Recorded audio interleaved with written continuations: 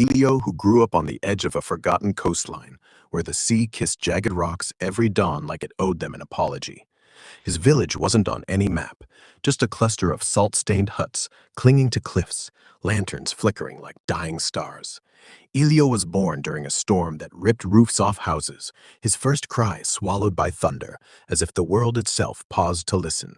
His mother, Mira, a woman with calloused hands and eyes like polished obsidian, raised him alone.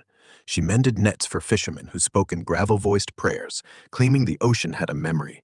"It remembers everything," she'd whisper, threading silver line through broken mesh. "Every promise you broke, every tear you never shed." Elio believed her. How could he not? At 7, he watched his father leave on a skiff that never came back. Just a red sail against bruised sky, shrinking, shrinking, gone. Years folded like wet parchment. By 12, Elio knew every current by heartbeat. He dove for oysters before sunrise, lungs burning, emerging with barnacles cutting his palms open. Blood in the water didn't scare him. It felt honest. One night, though, something changed. A storm worse than his birth night clawed the village. Waves punched cliffs like fists through glass. Elio woke to Mira dragging him by the arm. "The sea's angry, boy. Get to higher ground." But he froze. Not from fear, from recognition. He saw his father's boat, or something like it. Rotting mast, sails in shreds, bobbing like a corpse's finger. Elio ran barefoot over barnacled rocks, ignoring splinters in his soles. Mira screamed behind him. The boat wasn't empty. Inside sat a journal, soaked, pages glued together with salt. Elio clawed them apart, words smeared, but readable. Day 43. The water sings. It says I'm forgiven. It says I lied. Mira, I drowned the map. I took them too far. Elio dropped the book. Salt stung his eyes. Was it ocean or tears? He looked up. The moon, low and bloated, stared back through broken clouds, and that's when he heard it. Not wind, not waves, a voice, layered, thousands of them, murmuring under the roar. "Elio!" His mother reached him, panting. "What did you find?" He showed her. She read, lips moving silently. Then, quieter than the storm, he knew. She didn't explain, just wrapped the journal in her shawl, kissed Elio's forehead, tasted like copper and salt, and said, "Some stories end where others begin." After that, Elio changed. He stopped diving, started walking the cliffs at dusk, listening. The sea never shut up, but now it had rhythm. Nights, he'd sit on the lighthouse ruin, its lantern long shattered, and hum back. Fishermen thought he was mad. Mira smiled when no one watched. At 15, on the anniversary of his father's vanishing, Elio built a raft.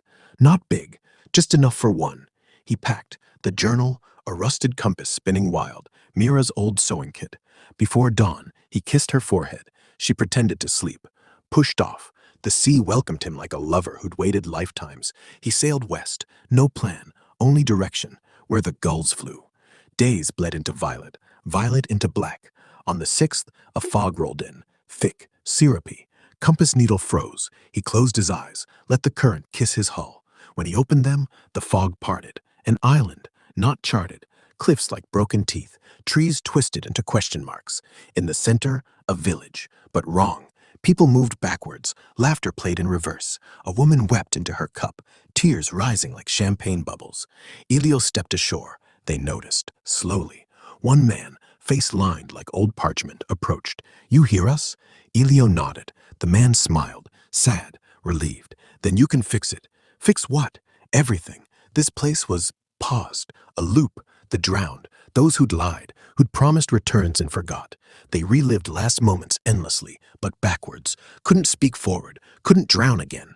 Elio stayed, learned. Months blurred. He mended their nets, threads that stitched memory, taught them to laugh chronologically. At night, he'd read the journal aloud on the pier. Voices joined, the sea quieted. One by one, they remembered names. Mira aged in dreams. Elio felt it. One evening, the parchment man handed him a fresh sail, white, unblemished. "Time," he said. Elio understood. He couldn't stay. Looped lives weren't meant for hearts that still beat forward. He sailed back, took years, found Mira gray-haired, still mending nets. She looked up, not surprised. "Took you long enough." They embraced, no questions. That night, she burned the journal in the lighthouse ruin.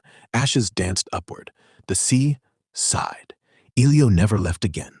But sometimes, at dusk, he'd walk the cliffs, hear whispers, not voices, not waves, just life, pulsing like a heartbeat. He'd hum back, and somewhere, far west, gulls still flew in circles, wondering why the horizon felt suddenly lighter.